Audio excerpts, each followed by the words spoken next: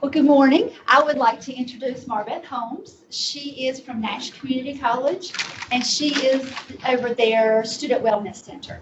So, thank you. All right. So I am a licensed clinical social worker and a licensed clinical addiction specialist and a certified clinical trauma professional. We have a full-service student wellness center at Nash Community College, which is the home of Blue Love. So I want to just plug a little bit about what that encompasses before we get started. We do direct clinical services, including ongoing therapy with students and autism supports.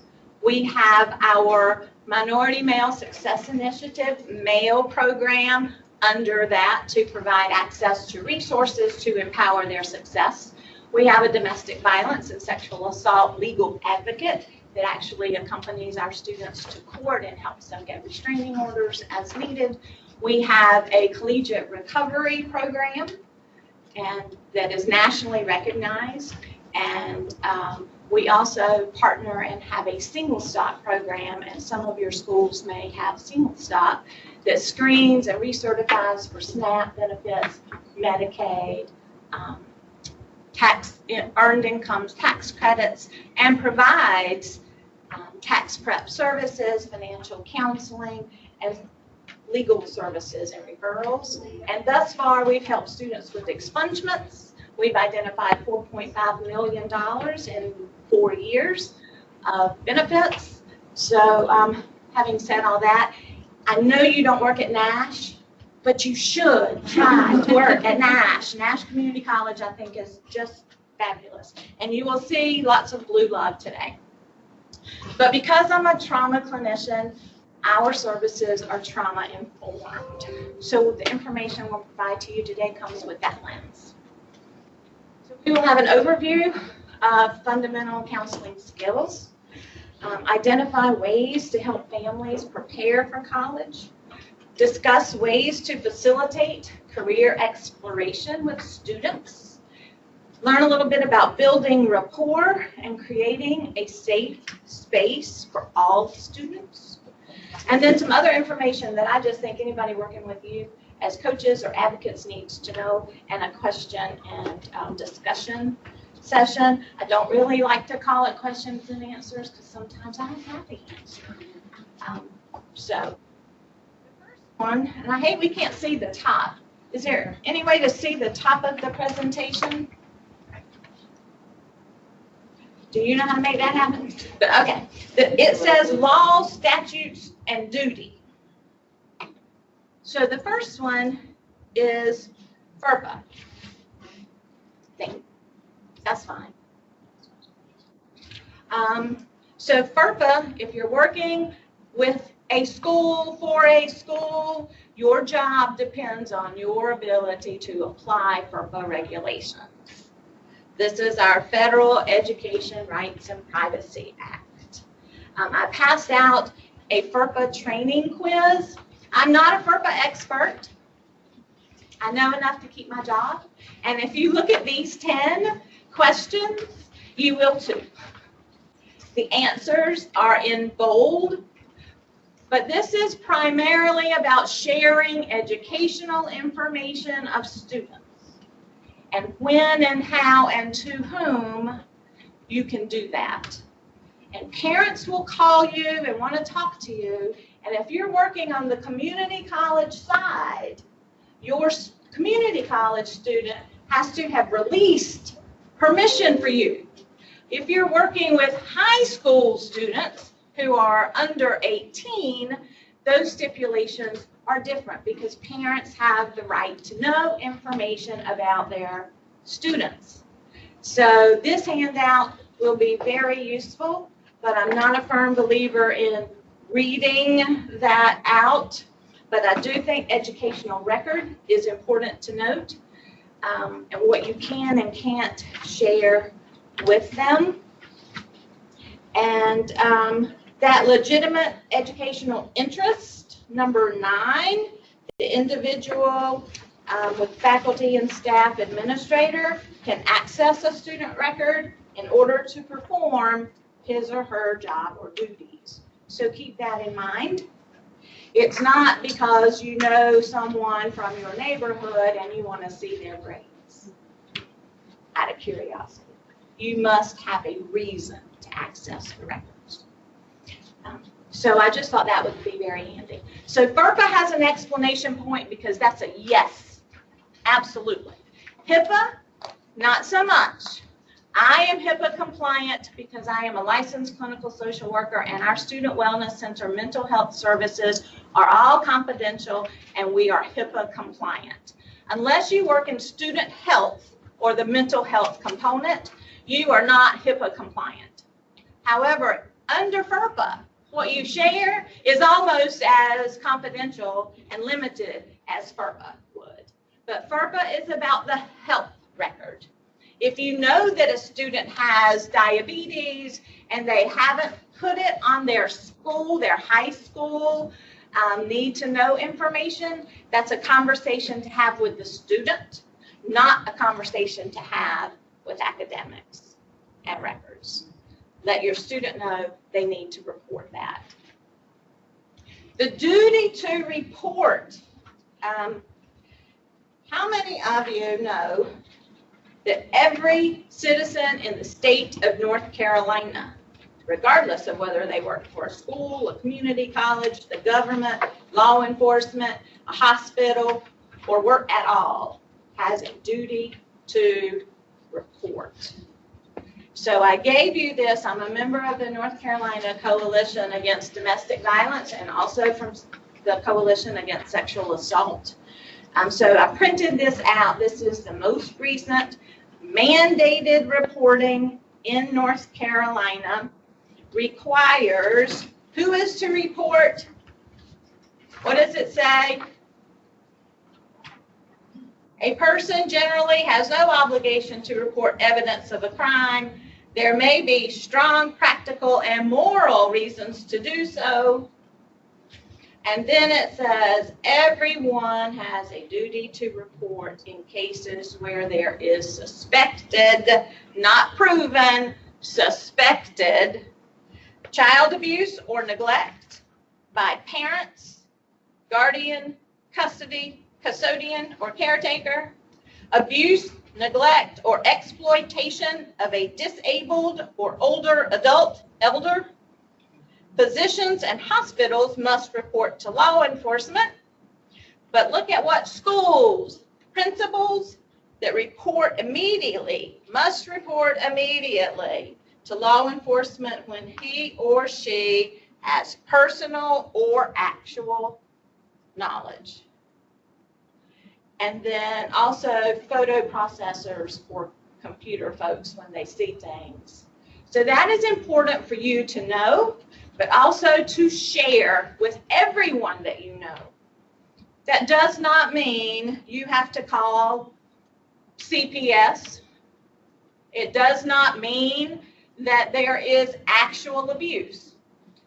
We call for safety checks on a regular basis. You can call CPS if you want child welfare. They make the determination on whether to send it to CPS for investigation or not. But your job and your duty is to report it. What happens with the report is not your responsibility. But I wanted you to know everybody has the duty to report. And it can be a misdemeanor or a felony not to. So I thought that was very important to have in your hands. Now, the duty to warn, we are compelled to report self-harm, impending self-harm, or harm to others, but it is not a legal duty to warn someone in particular. If you have a student, you're working with a student who says, I'm just going to go home and kill myself, you have an obligation to reach out to your school counselor to have that student talked to further by someone who is more qualified to screen and assess for that. You need to let your students know that. But you are not obligated, if they say, I'm just going to go home and shoot my mother. By law, you're not obligated. Then the question becomes, your school policies and procedures, your county board of education policies and procedures, and then what you feel morally compelled to do.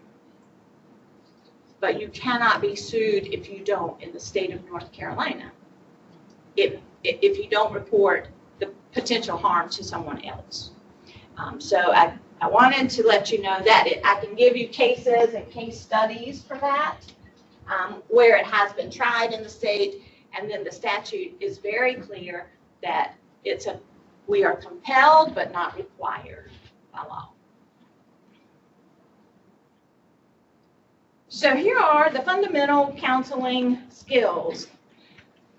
My number one fundamental counseling skill as a clinical social worker and as a human being in general, which is what led me to that field in my late 40s, clearly not my first career choice either, is unconditional positive regard. We don't have to like our students. We also don't have to dislike them. Unconditional positive regard means we value them as human beings.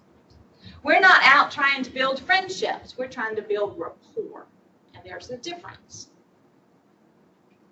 Unconditional positive regard, it doesn't matter how they speak. It doesn't matter what color they are. It doesn't matter what they're wearing. It doesn't matter when they last took a shower.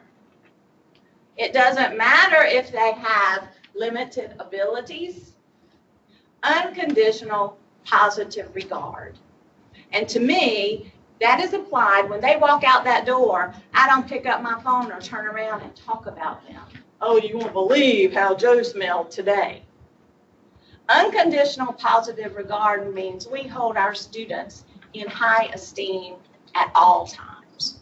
When we're in the break room, when we're in the hallway, when we're at home. Listening. It's more than just hearing what people say. To me, well, listening involves two components, attending and observing. Attending is what I consider the leaning in. I'm leaning in toward my student. I'm sitting close to my student. I'm making eye contact with the student. I'm listening, I'm nodding, I'm repeating back what the student is saying, and I am giving that student my undivided attention. My cell phone may be on my desk, but the minute that student sits down, it flips over. If there's a dire crisis and emergency, they'll come knocking on the door. It flips over, sends a signal to my student, wow, she's really listening. Sometimes it makes them a little nervous, like, because, wow, she's really listening. And then observing how the student is behaving. Is the student comfortable? I keep the little fidget midgets on my desk. I keep hugs, kisses, and condoms on my desk, too. They have little pulley things, whatever they need, little squeezy balls. We have little things that light up. Whatever they need to make them feel comfortable in that space. Because for some of them, it may be the first time, your first encounter with them might be the first time they've ever sat close to somebody. And if you do those things, that they really feel like they're being listened to, and they need to know they matter. Demonstrating empathy. We talk a lot about empathy and what that means. And some people will say, oh, it's like trying to walk in their shoes.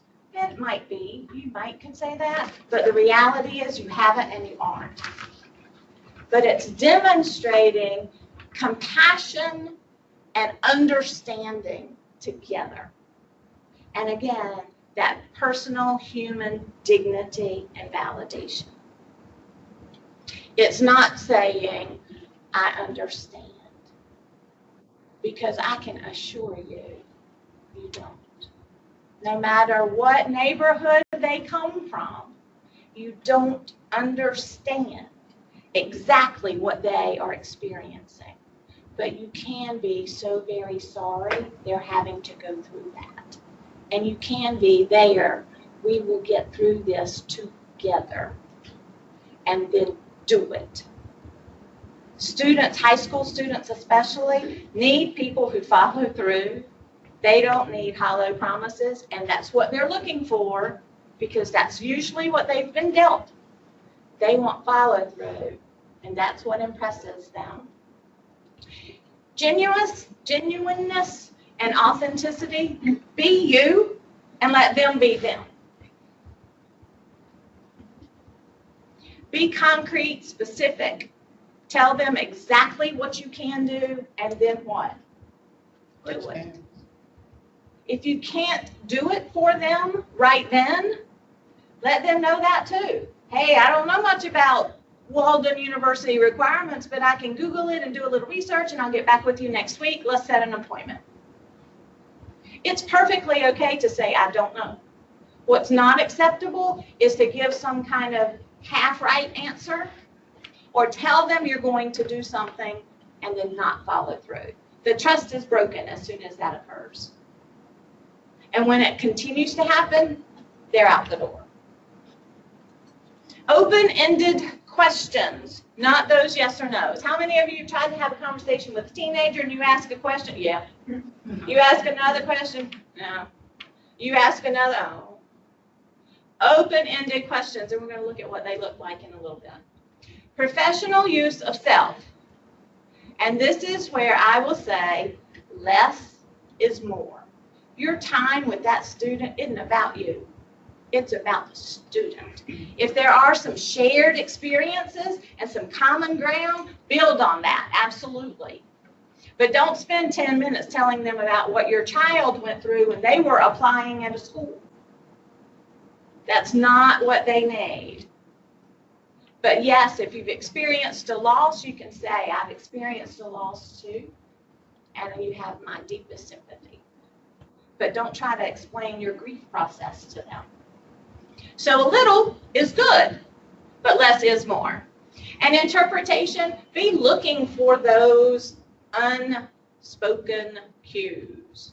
Be looking for the nonverbals. You want them to be doing this with you. You want them to be smiling, but they're not going to smile if you don't.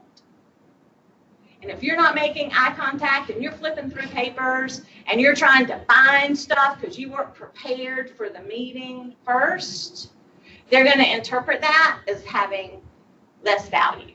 They weren't important enough for you to be ready. And then provide validation. Not you can do it, but I know, look at what you have done already to get here. You can do this. We're going to do it together. Build a team and work to remove those obstacles and barriers, because students in high school today have many challenges and barriers. And they don't always have people in their lives who say, you matter. They may hear, I love you 100 times at home, but that's not the same as a demonstration that they matter. So you may have learned in college about cultural competencies and the new terminology. And when I was in social work at UNC, I had a real hard time with that because I'm never competent in the culture of another culture. So I didn't like that term. So we now call it cultural humility. There, I'm good. I'm good with that because I am very humble in knowing that I don't know what other cultures fully mean to the person. I only know mine, and I'm not always happy with it. So I work hard to change what I can. But it is a lifelong process of self-reflection and self-critique to understand our own personal biases and to develop and maintain mutually respectful partnerships based on mutual trust. And I will not trust you if you say things that are derogatory, if you use microaggressions, which we will talk more about at Foundation Counseling 102. If you say things that I perceive as a put down, I will not trust you. I will feel like you look down on me. If you tell me I live in a bad part of town, you think that country club in a bad part of town too? The same kinds of things go on in wealthy neighborhoods as go on in poorer neighborhoods. The same kinds of people with the same kinds of character live in both. But if you call it a poor neighborhood, I'm checking out. Not going to trust you as much. And I'm not saying all this to make you scared to talk to your students, but to empower the ways that you talk to them. Closely scrutinize your self-assumptions, biases, and prejudices. How many of you think you make assumptions on a regular basis? We all do. And we have to work hard to challenge ourselves not to. You can look at everybody in this room and we can assume some things. We all come with education. What that education might look like is very different. The struggles we had to go through to get it are very different. I was a high school dropout, pregnant at 16, and very unlikely to succeed in my community. Surprise! We cannot make judgments about our students either, no matter what their life circumstances or the mistakes that they have made, nor can we with our coworkers. That empathy we bring to our students, we need to also share with our coworkers if we're going to form helpful working relationships. Meet students where they really are. How many of you have heard, oh, we're going to meet students where they are? We talk about that all the time. But what the heck does that mean? We're going to look at that in a minute. Having some awareness and insight, not into our worldview, but into the student's worldview. We're there to serve them, to help them discover their dreams that may be in their home, in their community, in their family, and in their previous classroom experiences. They never even were allowed to plant a seed. That's what your job is as a career coach. Help them find the seed, plant it in nurturing soil, water it, continue to nurture it until it comes into fruition, and help that student accomplish the goal. Culturally appropriate intervention strategies. We will definitely talk more about that next time in the August presentation. But what works for the Native American culture might not work for the Latino culture. So knowing what kinds of interventions work. What works with an extremely religious culture might not work with an atheist culture. And then we'll talk about the respectful model. But the respectful model is a model of 10 specific areas in which we demonstrate cultural humility and are able to form an increased and enhanced cultural awareness that we can share with students. I don't have to be you to understand some components. Every single person in this room and every student we encounter is an opportunity for us to learn as well. And I love diversity. Our students, something like this makes all students feel safe, makes all students feel welcome, makes all students feel celebrated. Now at Nash, we've had students, because we're an early college high school site, we've had them from 14 to 78. Our oldest graduate is a 78-year-old. So it's important for people to believe, yes, they can. And hey, if you don't get it right away, you've planted the seed that yes, they can, and it's always there for them. Don't ever let someone feel like they're not going to have that educational opportunity. That is what community colleges specialize in. So identifying your personal biases, we're going to look very deeply at this. But I want you to just look at this list. Religious and moral beliefs. How many of you, even if you don't have a religious belief, how many of you have a moral compass? How many of you have political beliefs? Can I jump up and down? How many of you have cultural beliefs and traditional beliefs? How many of you have lived experiences? How many of you have had some past relationships?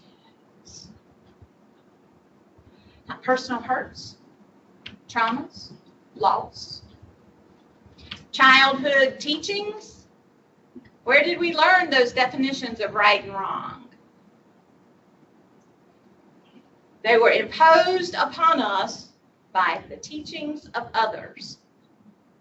But as adults, we have the right to modify those and to set our own. Abilities and ableisms. Immigration status. It's a hot topic in politics. It's not anything new. Ask the Native Americans. They'll be happy to tell you. Habits, addictions, and perceived accountabilities. Many people are addicted to cell phones. They can't live without them. I had my husband drop me off because we're going out to lunch because we're in Raleigh. I left my cell phone in the car because I didn't want the distraction. So somebody might have to tell me what time it is when it's time to stop. I have my little Fitbit though. Knowing who is parenting. Parents, biological parents, are not always parenting the students we serve. If they are, that doesn't even mean they're doing it well, which is an assumption that we make. Oh, they have both parents in the home. They're at less risk. Not necessarily. Parenting is, and this is from the Kaiser Foundation, the single largest variable implicated in poor childhood outcomes. The single largest variable implicated in healthy or improved childhood outcomes. What does that indicate? Who are you going to be working with if you really want to help that student? You've got to help that parent too. Parents generally want to be the best parent possible. They don't always come equipped with the skills.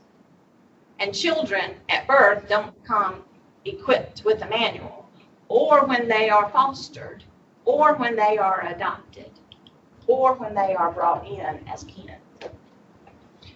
We also know parents, good parenting can buffer against harm and adversity. It's a mediator of damage and can optimize children's potential, which is also your goal for these students, and to maximize opportunities for potential to flourish. So parenting is important. A coach often serves as the role of a parent. Sometimes a boys and girls club mentor serves in this kind of role, parenting. And sometimes teachers and counselors do as well. So we talked about knowing the community. How many of you know where you're from? How many of you know where you live? How many of you know what percentage of the people you live go to jail, have addiction issues, have diabetes, have disabilities? All of those factor in to the lives of the students who show up on your door. So to me, knowing the community means this for me. Nash Community College is in Rocky Mount, which is split between two counties, Nash and Edgecombe. And we serve Nash, Edgecombe, and Wilson counties. Our primary, like 90% of our students come from those three. Prior to 2 years ago, we had the #1 HIV rates in the state. The number 5 HIV, 1, 5, and 7. We were in the top 10 of all 3 counties for HIV. That's important for you to know about your community, and it was important for me to know because I believe in a data-driven service design. So now it's number 2. It's the 3rd leading killer of African American women in our area, 18 to 40 years of age. We have the highest teen pregnancy rate in the state at 175% for African American women, and we have the most white teen pregnancies. And we'll talk about teen pregnancy, having been there and done that one. You know, if you think about what it means when a 14-year-old girl becomes pregnant, she was sexually assaulted and raped. Even if she thought she wanted it, by law, she was sexually assaulted and raped. And with that comes a significant amount of trauma. So you need to know your teen pregnancy rates, and you need to love on your teenagers if they become pregnant or impregnate someone, because forever their future is changed. In our area, the first sexual initiation is as early as 13 years old, with 4 partners before high school graduation. That's important for you to know about your high school areas. We were voted the 4th most violent small town in America by the National Realtors Association. But that's because of where we're geographically located, halfway between Miami and New York. That's right. Right on I-95. That's right. Lots of hotels. There is sex trafficking, human trafficking, sex workers. I have students that I'm working with clinically. They're sex workers. That's what they do to get money to get their RN degree or whatever other degree they have. We also have the longest and highest unemployment rate in the state for extended unemployment. Disproportionate incarceration rates. 60% of African American males 16 to 25 will have at least one encounter with the criminal justice system. That's important for me to know. I'm at the community college. We have a Minority Male Success Initiative program sponsored by our community college system. What is the name of your male program? It's called MALE, Men Achieving Leadership and Excellence. Okay, because we have Pride. Right. We call ours MALE. They have T-shirts. They go on tours to colleges. They come in every day. Hey, Miss Holmes, I made an A on this. And Mr. Pitt, Jamal Pitt, is our director of MALE, and he's done a fabulous job establishing that relationship. And having him face-to-face and on campus has been very beneficial. And he's also a role model for success. We have the lowest life expectancy rate in the state. You live in North Carolina at 72.4. You live in Rocky Mount. I'm wrong. I'm sorry. You live in Rocky Mount, it is 72.4. If you live in the state of North Carolina, you get 5 extra years if you don't live in Rocky Mount. That's important also. Tells us about quality of life, access to health care, who has insurance, because insurance is a privilege. I got a little report yesterday when I printed out. Well, I went to pick up a prescription and they give you that thing. Because I have insurance, I saved $4,397.99 plus the $20 copay I had to pay. So what that tells me is poor people, uninsured people, and people on Medicaid don't get that medication. That's a privilege. And I did nothing to earn it other than have a job, education, and insurance. And then we also have gang violence, drug use, high drug use, and a high rate of domestic violence. All of that is important to know about my community so I can design programs and services that can empower my students. It's also important for our career coach to know so she can understand the population she's serving in high school. Because if they aren't experiencing, their community is experiencing these things. So so you need to look at that. I'm going to show you how to find that information at the end. Helping families prepare for college. How many of you have college funds for your children? 4, 5. The majority of us don't. And if we do, it's not enough to cover the full cost of college. So we need to know our students as an individual. Not every student wants to go to college and major in criminal justice and be a parole officer. We need to know our students as individuals, not just where they live and who their family is, and not just their weaknesses, but their strengths. We need to meet and greet parents, guardians, fosters, family members, anybody that student wants to share in this building process. These are allies that can help keep the student on track, but also can help the student shape a career pathway. So yes, we need to know our community colleges. We are the best and underpaid, underfunded resource for our state, because we train workers, skilled workers. We train lifesavers, firefighters, EMTs, nurses, paramedics, law enforcement. We pay the people that come and put your power back on after the storm, and we still can't get respect. So know your community, your region within driving distance, and your state and national schools. Know them. Be able to do more than just Google. Google is fine for starting, but know those, because you don't want to limit the potential of your students. And you want them to know community colleges have an open door. If you think you can't go, they take anybody, and everyone is welcome.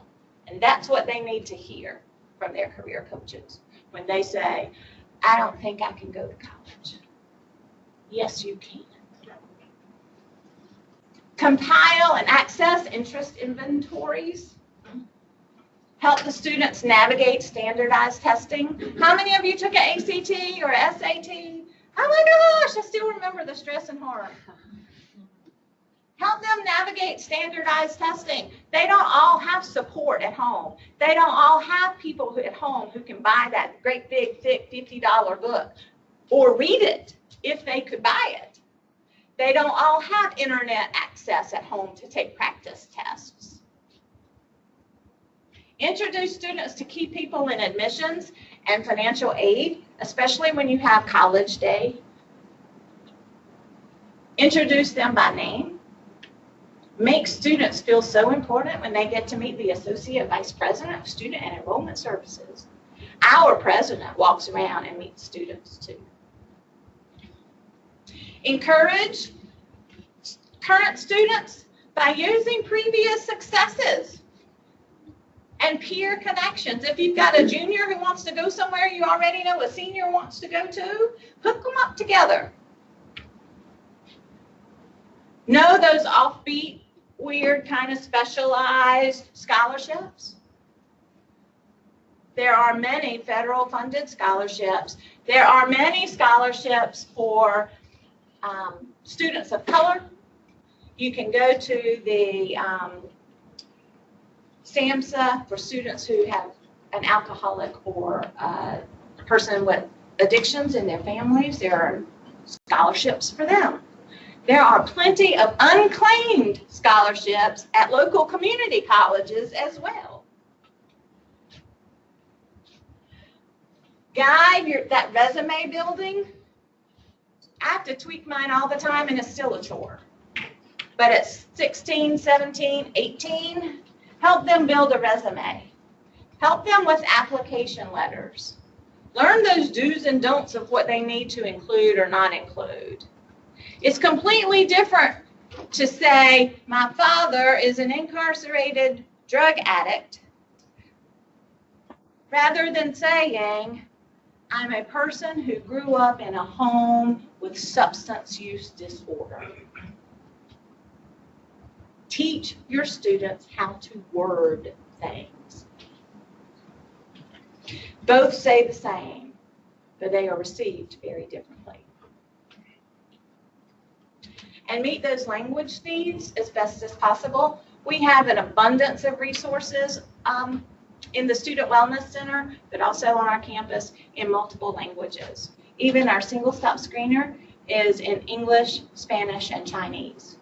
So have things that you can send home to the parents that the parents can actually understand. That's very important and easily accessible. A lot of the resources have multiple languages. It also says to the parent, hey, it's really important to me that you're part of this process. Creating safe spaces for youth. I can tell you, personally, even today, if I don't feel safe, I'm not coming in. And it's very important. There are 3, and this is an emerging field of research also, how to create safe spaces specifically for youth. And we don't need to assume that only at-risk youth. Every youth is at risk. I never have understood that term either. Every youth is at risk. Some face more challenges and barriers than others. Cultivating ground rules and sharing emotions. Students have the right to express their anger, but as their career coach, you have an obligation to help them do it in healthy ways. Shut that door so you can have privacy. If you ask, if they're comfortable, and if your school allows. Every student has the right to be heard without interruption. Don't interrupt a student, a teenager who is talking to you. Don't interrupt that process. But yes, you have goals and a checklist and things you have to accomplish. Demonstrate respect. Demonstrate that they were heard by paraphrasing or repeating, taking some notes, making sure you get it right. And then confidentiality. You don't know, a student may come in and talk to you about, I want to look at some colleges, I'm really interested in biotechnology. And then in the process of the conversation, when you plan to start, I'm not real sure, I might be pregnant, I'm not sure. You don't know what they're going to say. My mama just got arrested and I don't quite know. Don't shut the dream down. Let the conversation flow. And then you can provide access to some helpful community resources and to your counselor at school. So you're confidential, they feel safe, they feel like they can tell you things. But once you create that safety, be prepared for things they may say. And don't say, oh my gosh, really? Don't say that. Because now they're going to feel like they have shocked you and you're not as accepting of information. As a clinical social worker, I can tell you there is absolutely nothing that I have not heard. Nothing. And I received every piece of information with the same degree of support and empathy. I may have cried all the way home. I may have scooted a little closer to that student. I may have put my arms around that student when he or she was crying. But I never said, oh my God, I can't believe it. I never let my expression indicate a lack of acceptance, not just of the student, but of the information. Cultivating a culture of active care. This is one of the emerging loud cries for creating safe space and working with youth. They have to know you care, Not just about your job and CYA and doing a checklist, but that you care truly in their success, that you are invested. And your school needs to do the same. And that's Nash Community College Blue Love, first day of the Monday, Wednesday, Friday classes and the first day of the Tuesday, Thursday classes. We're all decked out in our psychedelic tie-dye Blue Love t-shirts. We walk around with Blue Love Ask Me signs so students can find their classrooms. They learn about Blue Love emergency resources in the orientation, but also in their course outline of every single course they take. They learn about the Student Wellness Center, the programs we offer, and how to access them. Their teachers tell them, you are more than an ID number at this school. You are a person we want to see succeed. Our ideal graduation rate, most schools, if you ask their president or their staff, if they could get 80% to graduate, that'd be great. Ours is 100%. And for 5 years in a row, we have had increased graduation rates, record graduation rates every single year, 5 years in a row. And we're not afraid to say, I love you and want the best for you. There's no bumping and grinding when we say that. We are Title IX compliant. But we love our students, and our students feel that love. And retention rates are significantly higher. Since we started our Student Wellness Center, the students that we serve there have up to a 50% higher retention rate than other students who don't utilize our services in that same demographic. We say it with words, we say it with action, we have emergency resources, we have gas assistance, we have food assistance, we have a food pantry, we have a professional dress closet. It's great to get an interview. You feel like when you don't have anything to wear. So we have a professional dress closet. We have the Finish Line Grant, which we have also assisted with. We have emergency reserve assistance. We help with utilities, internet, whatever the student needs to be successful that are within federal regulations with their financial aids. And we have the promotion of equity and inclusion. Community colleges have that open door. That is inclusive. That is promoting equity. But that doesn't translate into every student feeling welcome at every school. We have gender-specific restrooms, and we have gender-neutral restrooms. We have LGBTQIA. We have students in recovery. We have clubs. We have organizations. Everywhere you look, we are celebrating the diversity of our students.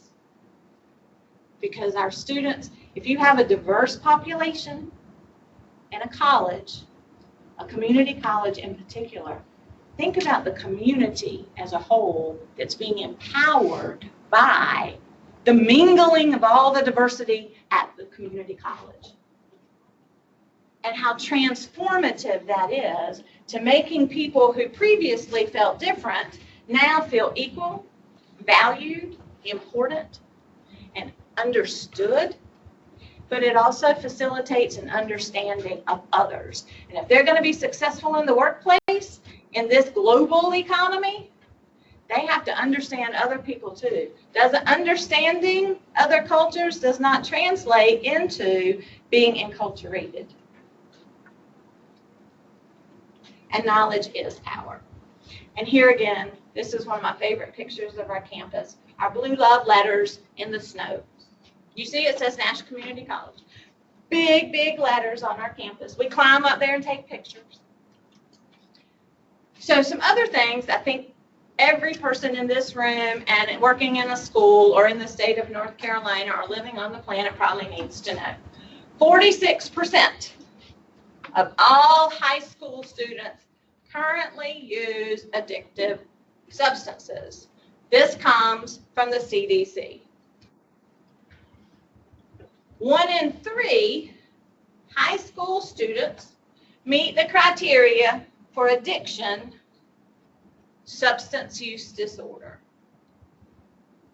9 out of 10 adults meeting criteria for substance use disorder used before they were 18. And in North Carolina, the Department of Health and Human Services recent statistics, in 2013 we had 2 deaths every day as a result of opioid overdose. 2 a day in 2013. In 2015, 3 a day. And in 2016, 4 deaths every day due to opioid overdose. Now, I'm not telling folks how to run high schools, but this is important for public health. It is important if you want to see high school students grow and thrive. Here are the latest suicide statistics. I think this is also equally important. 45,000 lives were lost in 2016. 30% suicide rate went up more than 30% in half of the states since they started tracking in 1999. More than half of the people who died by suicide did not have a known mental health condition. So we think the people who are most at risk are those folks who've been diagnosed with major depressive disorder. Over half of the folks hadn't been diagnosed, hadn't been to the doctor. And actually, anxiety is more of a trigger for suicide than depression. Particularly at risk for having those suicidal thoughts and attempts are those students or people experiencing food and housing insecurity, which we know in North Carolina and America, 1 in 4. 1 in 4. And for community college students, it's almost 40%. We're doing a survey this fall for us because I also work with some national researching on housing and food insecurity and how that impacts student success and retentions. We have high levels of anxiety and depression, and our most at risk are male, white, under the age of 21. Females attempt more, males are more successful. And that is true of adults and teens. Males will use a more lethal means. They're not scared of guns. Or risky behaviors like driving their car into the tree 90 miles an hour, those kinds of things. But in North Carolina, this is why it's so alarming. The suicide rate has doubled in North Carolina since 2010. And if you're working with high school students, they have to deal with the trauma of a lost classmate or possibly a family member who has committed suicide or attempted suicide. Self-harm we describe now from a clinical diagnostic approach. It's not just cutting, and yes, girls do tend to cut more. It's a sign usually, if they're cutting at an early age, of most likely sexual trauma. It's good to be aware that the student is doing it, but what you do with that information, make them feel supported. If you're not a mental health professional, you don't need to be trying to give therapy to them. But it is helpful to know this is a student who needs more support, who's going to need more encouragement, and possibly a referral to your counselor. So how do we build the rapport with students from a trauma-informed, person-centered approach? Create that safety and check your assumptions at the door when you open it to let them in. Make eye contact with students and use their names. Use their names multiple times so you associate the name with the face. Don't just say, hi, I'm your counselor, come on in, and what's your name? Okay, Isaac. And then you don't say the name Isaac anymore. You're going to forget when he leaves and another person comes in. Ask these open-ended questions we're going to look at and engage in a dialogue. Take a professional, because you are a professional, but a conversational approach. Otherwise, you're going to intimidate the student. Engage in those allow for storytelling and personal narrative. You're not going to look at a school academic record and know anything really about that student. Let the student tell a little bit about their story.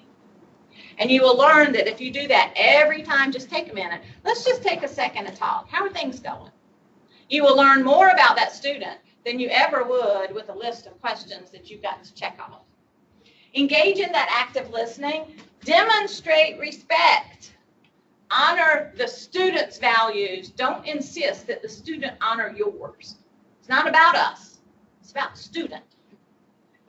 Now, yes, they have to honor school rules, but the values, and assess their stage of development. If you have a student who's on the autism spectrum disorder, the stage of development is very different than if you have a student who's highly functioning and an IQ of 106. There may be some behavioral patterns that are similar, but the stages of development are different. Provide a preview of services and ways you can help the student. Try to resist saying, I need to know. Instead, say, this is how I can help you. Provide positive feedback, even if it was a bum session. If you can't be thankful for anything they said, let them know, I'm so glad you came in today.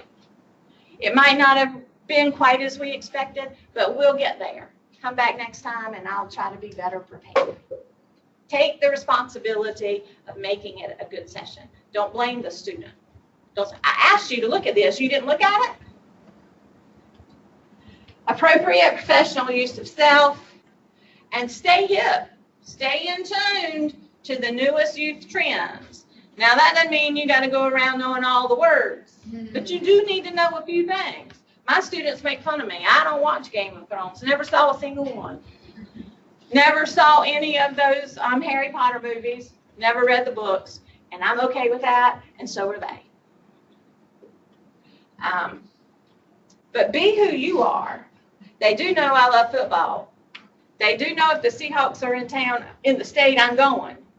And they do know I'll go up to Philadelphia to see the Eagles. And they know I love Steph Curry.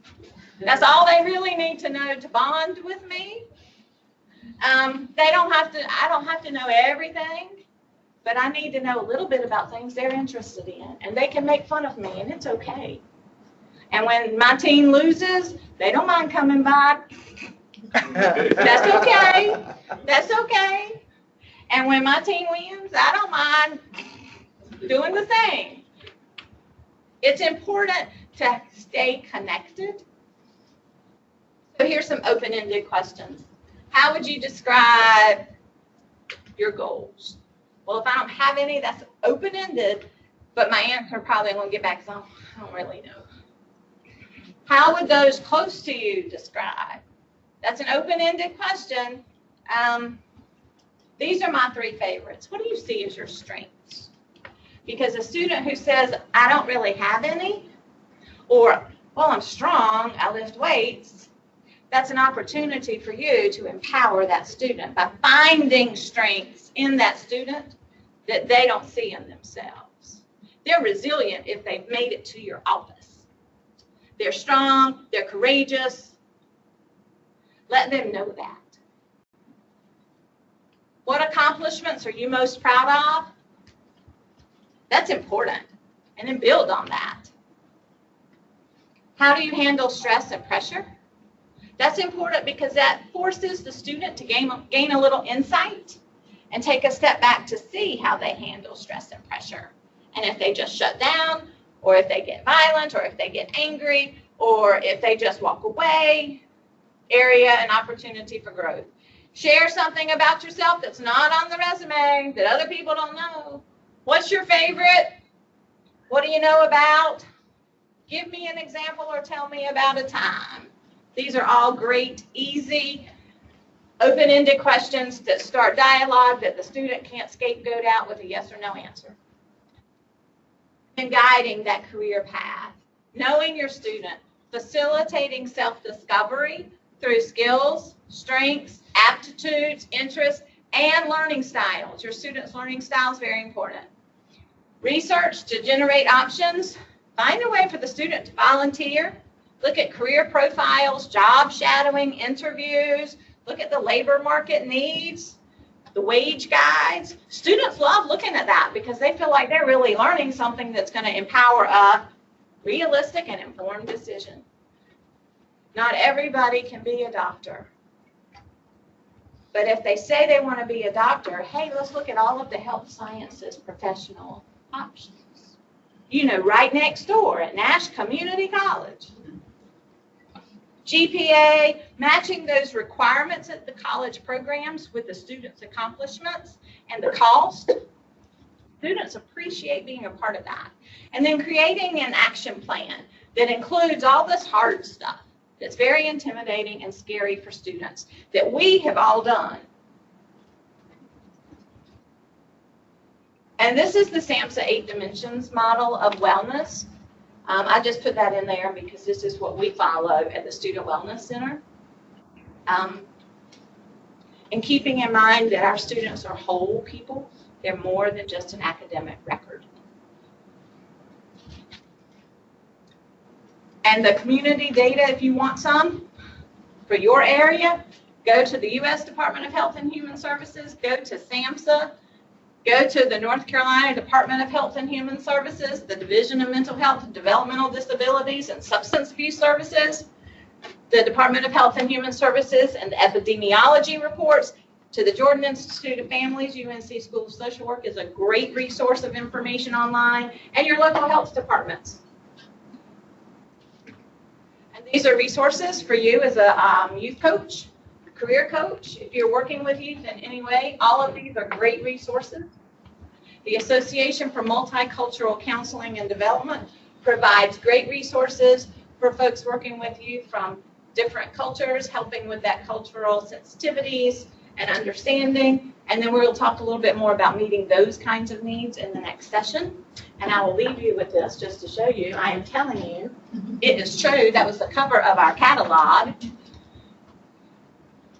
We're at the end. Yes, I will stop the recording and then we'll do questions.